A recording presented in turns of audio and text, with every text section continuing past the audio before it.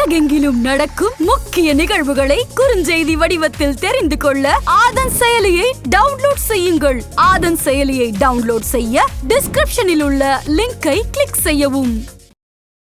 மணல் கொள்ளை விவகாரம் சூடுபிடித்து விட்டது. என்போர்ஸ்மெண்ட் டைரக்டரேட் முன்னாக இன்று 5 டிஸ்ட்ரிக்ட் கலெக்டர்ஸ் IAS ஆபீசர்கள் அவர்கள் விசாரணைக்கு உட்பட்டது என்பது மாபெரும் திருப்பம். மணல் கொள்ளை விவகாரம் என்பது ஒரு தமிழக முக்கிய மந்திரியினுடைய கதவை தட்டும். சோ இது நேரடியாக அமைச்சர் துரைமுருகனுக்கு இதனால நெருக்கடி இருக்குன்னு நம்ம இதுல இருந்து புரிஞ்சுக்கலாம். ஆமாம், நேர துரைமுருகன் கதவுக்கு அடிச்சுவாங்க, டிங் டிங்னு காலிங் பெல் அடிப்பாங்க. துரைமுருகன் வீட்டுல இப்ப இந்த திமுக முக்கிய தலைவர்கள் இப்ப இந்த வடநாடு பிரச்சாரம் என்ன மாதிரியான விஷயம் நடக்கும்?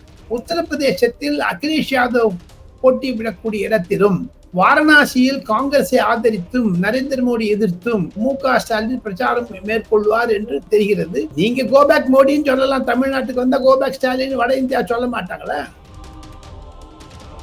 சென்னையில் இருந்து கொண்டு MK ஸ்டாலின் பேசியதில் அவருக்கு புரிதல் இல்லை என்று தான் வட இந்திய தமிழர்கள் நினைக்கிறார்கள். வட இந்தியாவில் வந்து நரேந்திர மோடியினுடைய வளர்ச்சி திட்டங்களை அவர் பார்த்தால் பேசாத போயிடுவார். அவர் எப்படி கேரளாக்கு போகாது இருந்தாலும் உத்தரப்பிரதேசத்துக்கு போகாது இருந்துருவார்.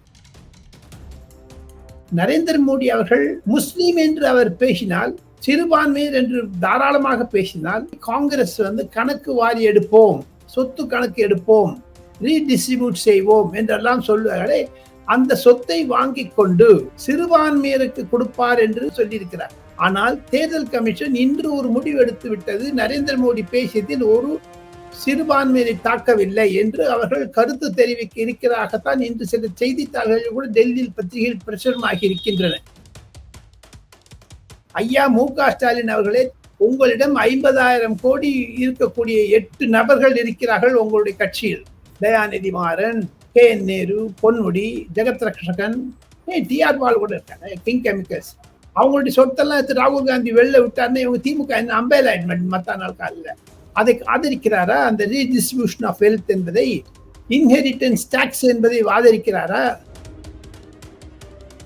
சிறப்பு நேர்காணலில் நம்முடன் இணைந்திருக்கிறார் மூத்த பத்திரிகையாளர் டெல்லி ராஜகோபாலன் சார். சார் வணக்கம். நமஸ்காரம். நமஸ்காரம். இப்போ எடுத்தோடனே ஆரம்பிக்கணும் அப்படின்னா, இப்போ சென்னையில் இன்று காலை முதல் அமலாக்கத்துறையுடைய அலுவலகத்தில் 5 மாவட்ட ஆட்சியர்கள் போய் விசாரணைக்காக ஆஜராகி இருக்கிறார்கள். அமலாக்கத்துறை விசாரணைக்காக. இது எது பத்தினா அந்த மணல் சம்பந்தமான விவகாரம். இந்த மணல் சம்பந்தமான விவகாரத்துல ஏற்கனவே அவங்க சம்மன் அனுப்பி அதுக்கு நீதிமன்றம் போய் அதுக்கான தடையாணை பெற்று மீண்டும் உச்ச நீதிமன்றம் போய் இப்படி பல்வேறு விஷயங்கள் நடந்தது. இப்ப இந்த தேர்தலுக்கு பிறகு இந்த மணல் விவகாரம் சூடு பிடித்திருக்கிறது. இது எதை நோக்கி போகும்? குறிப்பா இன்னைக்கு இந்த அமலாக்கத்துறை நடத்தப்போற விசாரணையில என்ன மாதிரி உண்மைகள் எல்லாம் வெளியே வருவதற்கான வாய்ப்பு இருக்குன்னு நினைக்கிறீங்க? மணல் கொள்ளை விவகாரம் சூடுபிடித்து விட்டது. என்போர்ஸ்மெண்ட் டைரக்டரேட் முன்னாக இன்று 5 டிஸ்ட்ரிக்ட் கலெக்டர்ஸ் IAS ஆபீசர்கள் அவர்கள் விசாரணைக்கு உட்பட்டது என்பது மாபெரும் திருப்பம். பொதுவாக தேர்தல் நடக்கும் பொழுது மாடல் கோட் ஆஃப் கான்டாக்ட் இருக்கிறது, அதை காண்பித்து பலர் தங்களுடைய தேதிகள் எல்லாம் மாற்றிக்கொள்வார்கள். ஆனா இந்த மாதிரி பண்ணாத இருக்கிறது. மணல் கொள்ளை விவகாரம் என்பது ஒரு தமிழக முக்கிய மந்திரியினுடைய கதவை தட்டும். அதற்காக ஆயத்தங்களை இந்த 5 டிஸ்ட்ரிக்ட் கலெக்டர்ஸ் எல்லாம் வாக்குமூலம் கொடுத்தால் நேரடியாக செக்யூரிட்டி, நீர்ப்பாசன வசதி தமிழக அமைச்சர் துரைமுருகனுடைய கதவுகளை தட்டும் என்பதுதான் இதில் இருக்கக்கூடிய ரகசியம் வினோத். ஆனாலும் தேர்தல் அறிவிப்பு முன்னதாக, தேர்தல் ரிசல்ட்டுக்கு முன்னதாக பல திடீர் அதிரடிகள் நடக்குமா என்று கேட்டால் உண்மை நடக்கும். சோ இது நேரடியாக அமைச்சர் துரைமுருகனுக்கு இதனால நெருக்கடி இருக்குன்னு நம்ம இதுல இருந்து புரிஞ்சுக்கலாம். ஆமாம், அது தவிர இந்த கரிகாலன் மற்றும் சில இன்கம் டாக்ஸ்ல இருந்து எடுத்த ஆவணங்கள் எல்லாம் சரி பார்ப்பார்கள். என்போர்ஸ்மெண்ட் டைரக்டரேட்டுக்கு அது கொடுத்த உடனேயும் ஜாயிண்ட் இன்ட்ரோகேஷனா தான் இருக்கும்னு நினைக்கிறேன். நான் 5 பேரையும் ஒன்னா வச்சு பேச மாட்டாங்க, தனித்தனியா கூப்பிடுவாங்க. 5 பேரையும் ஒரு ரூம்ல உட்கார வச்சுட்டு ஒவ்வொருத்தரையா ஒரு 10 நிமிஷம் கழிச்சுட்டு இந்த காயத்தை காமிப்பாங்க. IAS அதிகாரியாக இருப்பதனால் அவருடைய வேலை அழுத்தங்களை எல்லாம் தெரிந்ததனால் என்போர்ஸ்மெண்ட் டைரக்டரேட் கூட கொஞ்சம் சில காயத்தை காமிச்சு விட்டுருவாங்க. சில ஆமாம் என்று சொல்ல வேண்டும். சொல்லிட்டாங்கன்னா நேர துரைமுருகன் கதவுக்கு அடிச்சுவாங்க. டிங் டிங்னு காலிங் பெல் அடிப்பாங்க. துரைமுருகன் வீட்டுல ட்ரிங் ட்ரிங். சார், இப்போ இந்த விவகாரம் அடுத்தடுத்து எப்படி போகும், நம்ம டெவலப்மெண்ட்ஸ் வச்சு நம்ம அடுத்த வீடியோஸ் நம்ம நிறைய பேசுவோம். இப்போ அதுக்கு முன்பாக இப்போ ஒரு சில நாட்களாக ஒரு தகவல்கள் வந்து கொண்டிருக்கிறது. குறிப்பா வந்து ஸ்டாலின் அமைச்சரவை மாற்றப்படலாம் அப்படின்னு தகவல். ஏன்னா நிறைய இடத்துல வந்து இப்ப இந்த தேர்தல் முடித்த உடனேயே அதிமுக திமுக கட்சிக்குள்ள உள்ளுக்குள்ளேயே நிறைய பேச்சு, குறிப்பா அந்த தேர்தலை யாரும் சரியா வேலை செய்யலங்கிற மாதிரியான பேச்சுக்கள் வந்து ஜாஸ்தியா வந்து எழுந்துருச்சு அப்படிங்கறத நம்ம பாக்குறோம். அதை ஒட்டி இப்போ வந்து ஸ்டாலின் தமிழக திமுக அமைச்சரவை மாற்றப்படலாம் அப்படின்னு ஒரு தகவல் கசிந்திருக்கிறது. இது எந்த அளவுக்கு வாய்ப்பு இருக்கும்னு நினைக்கிறீங்க சார்? நரேந்திர மோடி அழுத்தம் வினோத். நரேந்திர மோடி 5 முறை பிரச்சாரம் செய்ததனால் அவரால் அண்ணாமலையார் ஏற்படுத்திய அழுத்தம் தான் காரணம். திமுக அமைச்சரவை என்பது any time they can change it, ஒன்றும் கஷ்டமே கிடையாது. அந்த மாறுதல் வரும் பொழுது அதுல இளைஞர்களுக்கு புது உத்தி கொடுப்போம், உதயநிதியை துணை முதலமைச்சராக்குவோம் என்றெல்லாம் இருந்தாலும் அது 2026 முதல் கண்ணாக கொண்டு பார்வையாக கொண்டுதான் செய்வார் மு.க. ஸ்டாலின் அவர்கள். மு.க. ஸ்டாலின் முதிர்ந்த அரசியல்வாதி. அவருக்கு ஆலோசகர்கள் இருந்தாலும் சில விடயங்களில் அவர் தவறி விடுகிறார், ஸ்லிப் ஆகுது, நழுவி விடுகிறது. அதனால்தான் தூக்கம் வருது கிடையாது அவர்.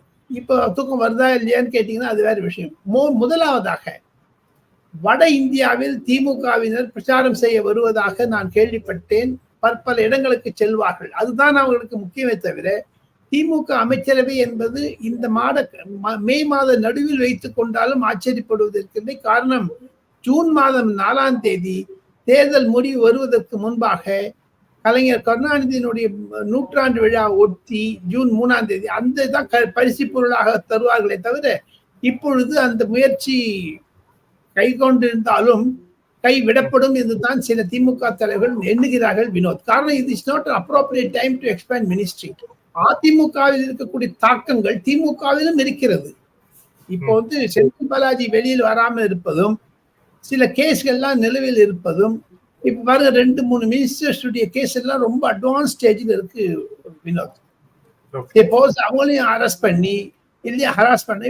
உதாரணத்துக்கு சொல்கிறேனே, மணல் கொள்ளை விவகாரம் இன்று காலை 5 டிஸ்ட்ரிக்ட் கலெக்டர் கூப்பிட்டதுனால இன்னும் 15-20 நாளுக்குள்ள திருமுருகனுடைய ஒரு இதெல்லாம் வெளில வந்துடும் கொஞ்சம் கொஞ்சமா. அதுதான் பயமா இருக்கு. ஒருவேளை அவர் கைது செய்யப்படாவிட்டாலும் விசாரணைக்கு அழைத்தாலே போதுமே, எதிர்கட்சிகள் தாண்டவம் ஆடுவார்களே. சார், இப்போ இதுல எப்படி இந்த 5 டிஸ்ட்ரிக்ட் கலெக்டர்ஸ்க்கு வந்து இப்போ இடி வந்து சமன் கொடுத்திருக்கோ, அதுக்கு முன்பாக வந்து தமிழக காவல்துறைக்கு சில தகவல்களை கேட்டு குறிப்பா வந்து டிஜிபி கிட்ட கேட்டிருந்தாங்க இடி. அதாவது இந்த மணல் சம்பந்தமா எந்தெந்த டிஸ்ட்ரிக்ட்ஸ்ல எவ்வளவு வழக்குகள் பதிவாயிருக்கு அப்படின்ட்டு. ஆனா அது சம்பந்தமா தகவலும் தரலன்னு அவங்க நீதிமன்றத்துல பின்னால சொல்லியிருந்தாங்க. இப்போ தமிழக டிஜிபிக்கும் இது இப்ப இந்த 5 பேரை தொடர்ந்து அவருக்கும் வந்து சமன் அதுக்கு அனுப்புறதுக்கான வாய்ப்பு இருக்குன்னு நினைக்கிறேன். அந்த மாதிரி டிபார்ட்மெண்ட் ஆக்ஷன் இருப்பதனால அவங்க லெட்டர் போட்டுருவாங்களே தவிர எனக்கு தெரிந்த மட்டும் என்ஃபோர்ஸ்மெண்ட் டைரக்டரேட்டுக்கு ஏற்கனவே டைரக்டர் ஜெனரல் ஆஃப் போலீஸுடன் அங்கித் திவாரி விஷயத்தில் மோதல் இருக்கிறது, தங்களுக்கு நினைவு இருக்கும். அங்கித் திவாரியை எப்படி தமிழக சிஐடி ரகசிய போலீஸார்கள் சில தூது விஷயம் அது மாதிரி அரெஸ்ட் பண்ணாங்களோ, சில டிப் ஆஃப் மாதிரி, தமிழக போலீஸ் துறையினுடைய டைரக்டர் ஜெனரலுக்கு நேராக என்ஃபோர்ஸ்மெண்ட் டைரக்டரேட் கடிதம் எழுதுவார். அவருக்கு விசாரணைக்கு கூப்பிட மாட்டாங்க. ஏன்னா இது எஃப்ஐஆர் ஃபைல் பண்ணிக்கிறதெல்லாம் இட்ஸ் ஆன் பப்ளிக் டொமைன். அது ஒன்றும் ரகசியம் கிடையாது. விசாரணை மேற்கொண்டு இருக்கிறார்களா இல்லையா என்பதை பற்றி கடிதம் மூலமாக கேட்பார்கள். இன்று 5 டிஸ்ட்ரிக்ட் கலெக்டர் சொல்லக்கூடிய பதிலை பொறுத்துதான் இருக்கிறது தமிழக டைரக்டர் ஜெனரல் ஆஃப் போலீஸையும் அழைப்பார்களா இல்லையா என்பதை. எனக்கு தெரிந்த மட்டும் டிஜிபியை அழைக்க மாட்டார்கள் என்றுதான் எனக்கு கிடைக்கக்கூடிய தகவல்கள். காரணம், கரஸ்பாண்டன்ஸ் மூலமே கடித போக்குவரத்து மூலமே முடிச்சுக்கலாம்னு நினைச்சுக்கிறாங்க. அது எழுத்தில் இருக்கும். இப்ப இந்த திமுக முக்கிய தலைவர்கள் இப்ப இந்த வடநாடு பிரச்சாரம் என்ன மாதிரியான விஷயம் நடக்கும்னு நினைக்கிறேன்? வரவேற்கத்தக்கதானே. இந்தி கூட்டணிக்கு எப்படி ராஜ்நாத் சிங்கும் அமித்ஷாவும் நரேந்திர மோடியும் ஸ்மிருதி இரானியும் அனுராக் தாக்கூரும் தமிழகத்திற்கு வந்து 8-9 இடங்களில் பிரச்சாரம் செய்தார்களோ அதே மாதிரி திராவிட முன்னேற்ற கழகம் என்பது இந்தி கூட்டணியில் இருக்கிறது. திமுகவுடைய நிலைப்பாடு இந்தியாவை காப்போம் என்று இருக்கிறது. தமிழ்நாட்டுக்கு எல்லைக்குள் இல்லாமல் கண்டிப்பாக அவர்கள் வட இந்தியாவில் வந்து பிரச்சாரம் செய்வார்களே ஆனால் குறிப்பாக 10 இடங்கள் அவர்கள் தேர்ந்தெடுத்திருப்பதாக கேள்விப்படுகிறேன். இன்று சில செய்தித்தாள்களோடு செய்தியை பார்த்தேன். உத்தரப்பிரதேசத்தில் அகிலேஷ் யாதவ் போட்டியிடக்கூடிய இடத்திலும் மற்றும் வாரணாசியில் காங்கிரஸை ஆதரித்தும் நரேந்திர மோடி எதிர்த்தும் மு.க. ஸ்டாலின் பிரச்சாரம் மேற்கொள்வார் என்று தெரிகிறது. சில மூத்த அமைச்சர்களும் இந்தி தெரிந்த அமைச்சர்கள் எம்பிக்கள் கூட பிரச்சாரம் செய்யக்கூடும். சுப்ரியா சூலே என்று சரத்பவாருடைய மகளுக்கு பூனா இருக்கக்கூடிய பாரமதி என்ற இடத்தில் 50,000 தமிழர்கள் இருப்பதனால் கனிமொழி கூட அங்க போய், என்ன கனிமொழியும் சுப்ரியா சூலேயும் அவ்வளவு கிட்ட சரத்பவாருடைய டாக்டர் இருக்காங்க, அவங்க கூட சில கொடுக்கல் வாங்கல்களில் அவர்கள் மன்னர்களாக இருக்கிறார்கள். மன்னருக்கு ஃபெமினின் ஜெண்டர் என்ன வினோத்? மன்னியா? ராணி சார். அச்சா, ராணி. அது அங்க பாக டப்பு இந்தியா ராணி மம்மாவா. அதெல்லாம் பேசுவாங்க. இது இருந்தாலும் என்ன தாக்கம் ஏற்படுத்துது? பாஜகவினர் சனாதனத்தை பற்றி பேசுவார்கள், கருப்பு கொடி காண்பிப்பார்கள், கோபேக் என்று சொல்லுவார்கள். இதையெல்லாம் கணக்கில் வைத்துக் கொண்டு தான் மு.க. ஸ்டாலினுடைய பாதுகாப்பும் சரி, அவருடைய அரசியல் நோக்கமும் சரி. அவர் எந்த பாஷையில பேசுவாருங்க வினோத்? தமிழ்ல பேசி யார் மொழிபெயர்ப்பாங்க? அது மொழிபெயர்த்தா கூட அந்த வேகம் வர முடியுமா? அழுத்தத்துடன் பல கேள்விகளை கேட்கிறார். நரேந்திர மோடிக்கு திராணி இருக்கிறதா அப்படின்னு. அந்த எப்படி இங்கிலீஷ் கொண்டுருவீங்க? நரேந்திர மோடி காருக்கா திராணி இருக்குதா அப்படின்னு தமிழ்ல பேசிட்டாங்க, இந்தியில எப்படி மொழிபெயர்ப்பாங்க?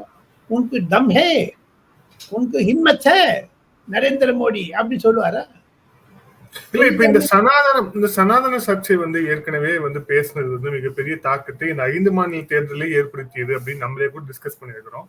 கமல்நாத் கூட வந்து இப்ப அந்த அவங்க இந்தி கூட்டணி கூட்டத்தை வந்து மத்திய பிரதேச நடத்த வேண்டாம்னு சொல்லிட்டு அவர் அப்ஜெக்ஷன் தெரிவித்தார் அப்படிங்கிறது பார்த்தோம். ஆமா. சோ அப்போ வந்து அந்த மாதிரி ஒரு சுச்சுவேஷன்ல இப்ப மீண்டும் போனா அது இவங்களுக்கு பேக் ஃபயர் ஆகாதா? ஆகும். ஆனால் இந்தியாவை காப்போம் என்று ஒரு குரல் கொடுத்திருக்கிறார் மு.க. ஸ்டாலின். அதையெல்லாம் அவர்கள் விசாரித்து அதையெல்லாம் விவாதித்து செய்வார்களை தவிர, மல்லிகார்ஜுன் கார்கே சொல்லியிருக்கார் நார்த் இந்தியாவுக்கு வராதேன்னு. ஏன் வினோத் அவ்வளவு தூரம் பேசுறீங்களே? அண்டை மாநிலமான கேரளாவிற்கு இன்றுடன் கேரளாவில் பிரச்சாரம் முடிந்து விட்டது. எங்க ராகுல் காந்திக்கு சப்போர்ட்டா டிஎம்கே யாருமே போகல. பின்னாரை விஜயன் முதலமைச்சருடைய அழுத்தமா? முதலமைச்சர் பின்னாரை விஜயன் ராகுல் காந்தி ஏகவச்சனத்தில் பேசுகிறாரே, அவருக்கு டிஎன்ஏ டெஸ்ட் செய்ய வேண்டும், அவருடைய மூளை இல்லை, அவர் வந்து பாஜகவுடன் சேர்ந்திருக்கிறார். திமுகவிற்கு அந்த விஷயத்தில் என்ன நிலைப்பாடு? முல்லை பெரியாரை விட்டு விடுங்கள். பின்னாரை விஜயனுக்கு ஆதரவாக திமுக ஏன் பிரச்சாரம் செய்ய போகவில்லை? ராகுல் காந்திக்கு ஆதரவாக ஏன் திமுக பிரச்சாரம் செய்யவில்லை? பாஜக இருக்கிற அந்த அழுத்தமா? அண்ணாமலை போயிட்டு வந்துட்டாரு, ஜி.கே. வாசன் போயிட்டு வந்துட்டாரு, அன்புமணி ராமதாஸ் போயிட்டு வந்துட்டாரு, டெல்லிக்கு வரப்போறாங்க. அவெல்லாம் கூட டெல்லியில் வாழக்கூடிய தமிழர்கள் 2-3 லட்சம் பேர் இருக்காங்க. கரோல்பாக், திருலோக்புரி, விகாஸ்புரி, ஜனக்புரி என்ற இடங்களில் அங்கெல்லாம் தமிழில் பிரச்சாரம் செய்ய வருகிறார்கள். திமுக வரல, சனாதன தர்ம கருப்பு கொடி காண்பிப்பார் என்று அச்சமா? அரசியல் நீங்க கோபேக் மோடின்னு சொல்லலாம், தமிழ்நாட்டுக்கு வந்தா கோபேக் ஸ்டாலின் வட இந்தியா சொல்ல மாட்டாங்களா? இதெல்லாம் ஒரு பாதுகாப்பு அம்சத்தில் கணக்கில் கொண்டு தான் அவர்கள் வட இந்தியாவிற்கு முயற்சி செய்வார்கள். எது இருப்பினும் வட இந்தியாவில் வந்தால் நரேந்திர மோடியினுடைய ஒரு முயற்சிகள் எல்லாம் அவருக்கு புரிதல் வரும். சென்னையில் இருந்து கொண்டு மு.க. ஸ்டாலின் பேசியதில் அவருக்கு புரிதல் இல்லை என்று தான் வட இந்திய தமிழர்கள் நினைக்கிறார்கள். வட இந்தியாவில் வந்து நரேந்திர மோடியினுடைய வளர்ச்சி திட்டங்களை அவர் பார்த்தால் பேசாத போயிடுவார். அவர் எப்படி கேரளாக்கு போகாத இருந்தாலும் உத்தரப்பிரதேசத்துக்கு போகாது இருந்துருவார். சார், தமிழகத்துல ஒரு 3 நாட்களா நம்ம பார்த்திருப்போம். மெயின் ஸ்ட்ரீம் அந்த ஊடகங்கள்ல இருந்து எல்லாருமே வந்து பிரதமருடைய சர்ச்சை பேச்சு, அது வந்து ஹேட் ஸ்பீச் அப்படின்னு சொல்லிட்டு மிகப்பெரிய விவாதத்தெல்லாம் நடத்தினாங்க அப்படிங்கிறது பார்ப்போம். இதுல ராஜஸ்தான்ல பிரைம் மினிஸ்டர் நரேந்திர மோடி அவர்கள் பேசின அந்த பேச்சை நீங்க எப்படி பாக்குறீங்க? இதை ஒட்டி நடந்த விவாதங்களை எப்படி பாக்குறீங்க? இது அரசியல். அது தேர்தல் பிரச்சாரம் முடிந்து விட்டது. நரேந்திர மோடி முதல் கட்ட பிரச்சாரத்திற்கு ஒரு அணுகுமுறை, இரண்டாவது கட்ட பிரச்சாரத்திற்கு ஒரு அணுகுமுறை, இன்றிலிருந்து மூன்றாவது பிரச்சாரத்திற்கு ஒரு இன்று காலையில் ஆக்ரா போயிட்டாரு பிரைம் மினிஸ்டர். அவருக்கு வந்து ருட்டீனா போயிட்டே இருக்காங்க. அந்த திட்டங்களை எல்லாம் வகுத்து இருக்கிறார்கள், எந்தெந்த ஊருக்கு யார் யார் போனோங்கிறது. ஸோ அதை பார்த்தீங்கன்னா நரேந்திர மோடி அவர்கள் ஹேட் ஸ்பீச் பேசினாரோ இல்லையோ, அதை காங்கிரஸ் எலெக்ஷன் கமிஷனில் கொண்டு போய் ஹேட் ஸ்பீச் என்று சொல்லி இருக்கிறார்கள். நான் ஒரு சிறப்பு செய்தியை ஆதன் நேயர்களுக்கு சொல்ல ஆசைப்படுகிறேன்.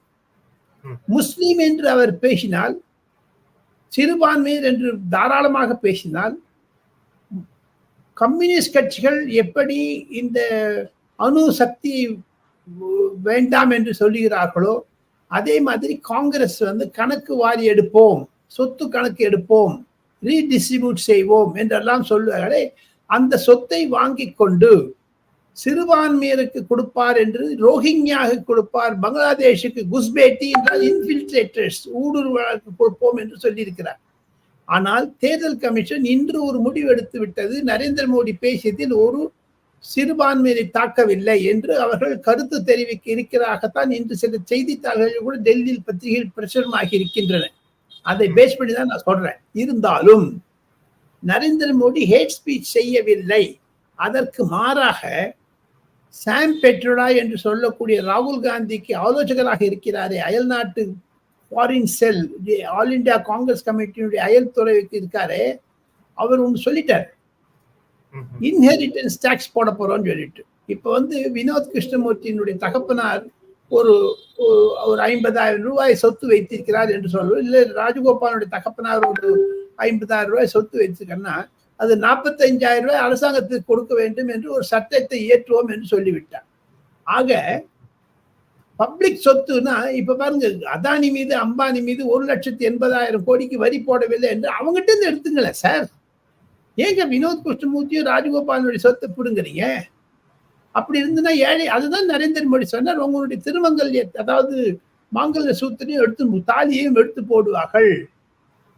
ராகுல் காந்தி சொல்றதெல்லாம் ரைட்டு, நரேந்திர மோடி பேச தப்பா? அப்போ உங்க வீட்டில் இருக்கக்கூடிய நீங்க ஒரு அரிசி டப்பாவில் பதுக்கி வைத்திருந்தால் கூட தங்கத்தை நான் எக்ஸ்ரே மூலமாக தேர்ந்தெடுப்பேன் என்று ராகுல் காந்தி பேசியிருக்காரு ஹைதராபாத்ல. பழைய காலத்துல கிராமத்துல எல்லாம் அந்த உரைன்னு ஒண்ணு வச்சிருப்பாங்க, நெல் உரைன்னு பெருசா இருக்கும். அந்த உரை உள்ள ஒரு 10 சவரன் நகையை உள்ள வச்சிருவாங்க. எக்ஸ்ரே எடுப்பேங்கிறாரு. அதை எடுத்துட்டு யார் கொடுக்க போறாரு? ஏழை எளியவருக்கு கொடுப்பேன். இது இந்த கம்யூனிஸ்ட் கண்ட்ரி அங்க இந்தியா. 70 ஆண்டு காலம் இதை ஆண்டர்கள் காங்கிரஸ்காரர்கள். அதற்கு மேலாக இந்த தேர்தல் அறிக்கையில் சர்ச்சைக்குரிய வார்த்தைகள் எல்லாம் ரீடிஸ்ட்ரிபியூஷன் ஆஃப் வெல்த் என்றெல்லாம் இருக்கிறது. அதை எழுதியவர் ப. சிதம்பரம். எப்படி எழுதினார் அவர்? அவர் நிதி அமைச்சராக இல்லையா இருந்தார் அல்லவா? இந்த வேலைக்கு பாத்தீங்கன்னா திமுக என்று மார்த்தட்டி கொள்ளுகிறார்கள். எங்களுடைய அறிக்கையில், காங்கிரஸ் அறிக்கையில் பாதி வந்துருச்சுன்னு மு.க. ஸ்டாலின் பேசி இருப்பதை நான் படித்தேன். ஐயா மு.க. ஸ்டாலின் அவர்களே, திமுக தலைவர்கள் அவர்களே, உங்களிடம் 50,000 கோடி இருக்கக்கூடிய 8 நபர்கள் இருக்கிறார்கள் உங்களுடைய கட்சியில். தயாநிதி மாறன் போன்ற, K.N. நேரு, பொன்முடி, ஜெகத் ரக்ஷகன், டி.ஆர். பால் கூட இருக்காங்க, கிங் கெமிக்கல்ஸ். அவங்களுடைய சொத்தெல்லாம் எடுத்து ராகுல் காந்தி வெளில விட்டாருன்னு இவங்க திமுக என்ன அம்பேலாய்ட்மெண்ட் மத்த நாள் காலில். அதைத்தானே எடப்பாடி பழனிசாமி சொல்றாரு, இது கார்பரேட் ஹவுஸ், திமுக இல்லைன்னுட்டு. அப்ப கார்பரேட் ஹவுஸ் காலி ஆயிடுமே. அதை ஆதரிக்கிறாரா? அந்த ரீடிஸ்ட்ரிபியூஷன் ஆஃப் வெல்த் என்பதை, இன்ஹெரிட்டன்ஸ் டாக்ஸ் என்பதை ஆதரிக்கிறாரா மு.க. ஸ்டாலின்? ஆக மொத்தம் அவர்களுக்குள்ளே கருத்து வேறுபாடு. எது இருப்பினும் நரேந்திர மோடி இரண்டாவது தேர்தல் ஃபேஸ், செகண்ட் கட்டத்திற்கு இது அமைப்பாக வைத்துக் கொண்டிருந்தார். காங்கிரஸை கடுமையாக கண்டித்து பேசினார். அதில் காங்கிரஸ் நிஜமாக வளவளத்து பேசுங்க. 90 செகண்ட் வீடியோல நீங்க இவ்வளவு பயந்து போயிட்டீங்கன்னா நரேந்திர மோடியை பேசியிருக்காரு. இப்பொழுது அடுத்த விஷயத்துக்கு வரும். மூன்றாவது கட்ட தேர்தல், அது இன்னும் 15 நாளைக்குள்ள போலிங் இருக்கும். அதற்கு ஒரு புது யுக்தியை வைத்திருவார் நரேந்திர மோடி. மாநில கட்சிகளுக்கு ஃபேஸ் 1ல மணல் கொள்ளையும் போதைப் பொருளையும் திமுகவிற்கு எதிராக வைத்தார் நரேந்திர மோடி முதல் ஃபேஸ்ல. இரண்டாவது ஃபேஸ்ல மாங்கல்ய சூத்திரம், தாலியையும் கட்டியும் இதை பற்றி பேசியிருக்கிறார்.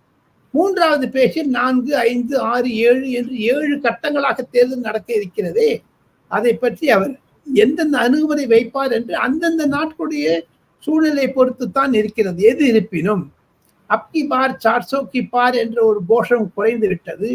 மோடி பரிவார் பாத், அதாவது குடும்ப அரசை நிறுத்தி கொண்டு விட்டார். காரணம், அவர் ஏக வச்சனத்தில் காங்கிரஸை திட்டுவதனால் காங்கிரஸ்காரர்களோடு சொல்லாங்க பாஜகவும் சிபிஎம் ஒன்னாகி விட்டதோ என்று. காரணம், பின்னாரை விஜயனுடைய ராகுல் காந்தி நின்றுவது மிக மிக கடினமாக இருக்கிறது. அவர் ஒரு அமுல் பேபி என்று இருக்கிறார் அச்சுதானந்த மேனன் ராகுல் காந்தி. இப்படி எல்லாம் ஒரு காங்கிரஸ் எதிர்ப்பு பிரச்சாரம் வருவதனால் வட இந்தியாவில் பாஜகவிற்கு அதிக சீட் வரும் என்று தான் கணக்காளர்கள், மதிப்பீட்டாளர்கள், வர்ணனையாளர்கள் கணக்கு போடுகிறார்கள். வினோத், பிரியங்கா காந்தி சொன்ன ஸ்டேட்மெண்ட் பார்த்திருப்பீங்க சார். இந்த நாட்டுக்காக என்னோட அம்மா, அதாவது சோனியா காந்தி அவர்கள் தங்களோட மாங்கல்ய இழந்தாங்க அப்படின்ட்டு அந்த ஸ்டேட்மெண்ட் எப்படி பாக்குறீங்க? அதுக்கான தாக்கம் இருக்கும்னு நினைக்கிறீங்களா? தாக்கம் இல்லை, வட இந்தியாவில் ஒண்ணுமே இல்லை. அவங்க பேசுவதெல்லாம் வட இந்திய மாநிலங்களில் எடுபடுவதில்லை. இன்னும் அமைச்சர் யார் கேண்டிடேட்னு சொல்லாத இருக்கக்கூடிய காங்கிரஸ், அவங்க அம்மா தாலி இறந்துட்டாங்க உண்மை. அன்றைக்கு தானே அந்த 400 சீட் வந்தது. அப்போ அத்தோடு சரி. பிரியங்கா காந்தி பேசுவதில் முரண்பாடுகள் இருக்கிறது. பிரியங்கா காந்தி ஏன் குடும்பத்தில் இருக்கக்கூடிய சொத்துக்களை விற்பேன் என்று காங்கிரஸ் சொல்லுகிறதே, தன்னுடைய பிரதர் சொல்றாரு, அண்ணா சொல்ற, அதெல்லாம் கேட்கிறாங்களா? ராகுல் காந்தி சொல்லுவதை ஆதரிக்கிறாங்களா? ராபர்ட் வாட்ரா அமேத்தியில் போட்டியிடுவேன் என்று சொல்கிறாரு, அதற்கு பிரியங்கா காந்தியுடைய சம்மதம் உண்டா? தாலி பேச்சு என்பது நரேந்திர மோடி உசுப்பி விட்டார். அதில் சிக்கிக் கொண்டது காங்கிரஸ். அதில் பிரியங்கா காந்தியுடைய ஒரு கூற்று என்பது, அமைப்பு என்பது, ஒரு சொற்பது எடுபடவில்லை வட இந்திய அரசியலில் என்பதுதான் என்னுடைய கருத்து. வினோத், இப்ப இந்த 2ஆம் கட்ட தேர்தல், அதுக்கப்புறம் 3ஆம் கட்ட தேர்தல், இது எந்த மாதிரியாக போகும் அப்படின்னு நினைக்கிறீங்க சார்? குறிப்பா இப்போ அதற்கு முன்பாக தமிழகத்துல நேற்று ஒரு செய்தியை பார்த்தோம். மத்திய உளவுத்துறையும் சில ரிப்போர்ட்ஸ் அமைச்சிருக்கிறாங்க. அதாவது யார் இங்க ஜெயிப்பா, வின்னிங் பர்சன்டேஜ் எவ்வளவு இருக்கும்னு சொல்லிட்டு அமைச்சிருக்கிறாங்க. அது சம்பந்தமா விவாதம் நடந்து கொண்டிருக்கிறது. அதோட நீட்சியாக அதிமுகவுடைய பொதுச் செயலாளர் எடப்பாடி பழனிசாமி அவர்கள் நிர்வாகிகிட்ட பேசும்போது அவருடைய அதிருப்தியை வெளிப்படுத்தியிருக்கிறார். நீங்க சரியா வேலை செய்யல அப்படிங்கிற விஷயத்தையும் உள்ள பகிர்ந்திருக்கிறார் அப்படிங்கிறத பாக்குறோம். இது எப்படி புரிஞ்சுக்கிறது? அதிமுக முக்கிய தலைவர்கள் சிலர் கருத்து தெரிவித்ததை நான் ஒரு முன்னாள் அதிமுக நாடாளுமன்ற உறுப்பினரிடம், மூத்த தலைவரிடம் நான் பேசினேன். அவர் சொன்ன கருத்துக்கள் மூலமாக பார்த்தால் எடப்பாடி பழனிசாமி அவர்கள் பாஜகவிலிருந்து துண்டித்திருக்க கூடாது என்ற ஒரு கருத்து வெளியாகியது. ஒன்று, பாஜகவும் அதிமுக இருந்தால் திமுக வெற்றி பெற்று இருக்க முடியாது என்ற இணக்கத்தின் எடப்பாடி பழனிசாமி வெளியேறு. ஆனால் அவருக்கு இருக்கக்கூடிய தாபங்கள் முழுக்களுமே எஸ்டிபிஐக்கு வேலை செய்யவில்லை என்ற ஒரு கருத்து. அந்த சினர்ஜி வரல. சிறுபான்மையினரிடம் அதிமுக ஒன்றும் சென்றடையவில்லை என்ற ஒரு வருத்தம் எடப்பாடி பழனிசாமிக்கு இருக்கிறது. ஒருவேளை எடப்பாடி பழனிசாமி அவர்களுக்கு ஓட்டு பர்சன்டேஜ் குறைந்து விடுமோ என்ற அச்சம் இருக்கிறது. காரணம், 2026 அதை தாக்கம். 3 முதலமைச்சர்கள் ஒரு களத்தில் இறங்கி விடுவார்கள் போட்டிக்கு. மு.க. ஸ்டாலின், எடப்பாடி பழனிசாமி, அண்ணாமலை, ஏன் சீமான், ஏன் விஜய் போன்றவர்கள் எல்லாம். 1+ வந்துச்சுனாலே எடப்பாடி பழனிசாமி கொஞ்சம் கஷ்டம். அதையும் தவிர அமித்ஷா அவர்கள் முன்னாடி சொல்லி இருந்த மாதிரி விசுவாசம் இல்லாத தலைவர்கள் அதிமுகவிற்கு வேலை செய்யவில்லை என்ற குற்றச்சாட்டை எடப்பாடி பழனிசாமி வைத்திருக்கிறார். அதன் மூலம் அம்மையார் சசிகலா எழுதிய கடிதத்தை அவர் சொல்லுகிறாரா, அல்லது பல திமுகவினர் அதிமுகவை பிளவுபடுத்த வேண்டும் என்று அவர் சொன்னதை பற்றி பேசுகிறாரா? ஏன்னா ஏற்கனவே ஆன் ரெக்கார்ட் சொல்லியிருக்காரு எடப்பாடி பழனிசாமி, திமுக அதிமுகவை உடைக்க பார்க்கிறது என்று. இதெல்லாம் வைத்து பார்த்தால் எடப்பாடி பழனிசாமியுடைய மனதில் ஒரு கடினமான ஒரு எண்ண அலைகள் ஓடுவதைத்தான் பிரதிபலிக்கிறது. வினோத், அதை டெல்லி எப்படி பார்க்கிறது என்றால், மத்திய பாஜகவினர் எடப்பாடி மீது வருத்தம் தெரிவிக்கிறார்கள். தாங்கள் முதுகில் குத்தியதற்கு பலன் அனுபவிப்பீர்கள் என்று ஒரு பாஜக தலைவர் ஓப்பனாக சொன்னார் என்னிடம். இதுதான் பின்னணி. ஆனால் வாக்கு வங்கி குறைந்து விட்டால் அது 2026 பாதிக்கும். சில அதிமுக தலைவர்கள் திமுக பக்கம் போகலாம், அல்லது அம்மையார் சசிகலா பக்கம் போகலாம், அல்லது பாஜகவில் சேரலாம். அப்படி ஆகிவிட்டால் எம்எல்ஏக்களுடைய ஸ்ட்ரென்த் குறைந்து விட்டால் மீண்டும் தமிழகத்தில் சில 10 எம்எல்ஏ ஏடிஎம்கேலேருந்து ரிசைன் பண்ண போறான்னு சொல்றாங்க. வேற அவங்க எல்லாம் திமுக சேர போறாங்க, டெல்லியில உலாவுகிறது செய்தி. அந்த 10 எம்எல்ஏ ராஜினாமா பண்ணாங்கன்னா தமிழ்நாட்டில் தேர்தல் வந்தால் எப்படி இருக்கும்? அதிமுகவிட பலவீனமாகிவிட்டால் அது பாஜகவிற்குத்தான் அழுத்தம் அதிகமாகும். 2026 நிலைப்பாடு மு.க. ஸ்டாலின் வர்சஸ் நரேந்திர மோடி என்று தான் திரும்பும் என்று பாஜகவினர் சொல்லுகிறார்கள், கம்யூனிஸ்ட் தலைவர்கள் சொல்லுகிறார்கள். அதையும் தவிர காங்கிரஸும் நினைப்பார். இப்ப இன்னொரு சிச்சுவேஷன் வளர்ந்து பாருங்க. ஆப்ஷன் 2, எடப்பாடி பழனிசாமி காங்கிரசுடன் போனால், திமுக காங்கிரசுடன் வெளியே வந்தால் தமிழகத்தில் மாற்று நிலைமை உருவாகும். காரணம், 20 வருடங்களாக 15 வருடங்களாக ஒரே கூட்டணி, காங்கிரசிலும் கசப்பு இருக்கிறது. அண்ணாமலையாருடைய எண் மக்கள் யாத்திரைக்கு பிறகு சோனியா காந்தி அம்மையார் தமிழக காங்கிரஸ்காரர்களுக்கு உத்தரவிட்டது, பொதுமக்கள் பிரச்சனையை அரசாங்கத்திற்கு கொண்டு வந்து செல்ல வேண்டியது காங்கிரஸ் கடமை என்று சொல்லி இருக்கிறார். ஆனா ஒத்துக்கு செய்யவில்லை. செல்வ பெருந்தகை தூக்கிட்டார், செய்யவே இல்லையே. இதெல்லாம் பார்த்தீங்கன்னா ஒரு போக போக ஒரு நிலைமை தெரிஞ்சுக்கணும். அந்த நிலைமையில அதிமுகவினுடைய எதிர்காலம், அதிமுகவில் இருக்கக்கூடிய அழுத்தம் திமுக பக்கம் வருமா, இதெல்லாம் யோசித்து பார்க்க வேண்டும் என்பதுதான் என்னுடைய கருத்து. வினோத், நன்றி சார். பல்வேறு கேள்வி thank you sir. Thank you so much.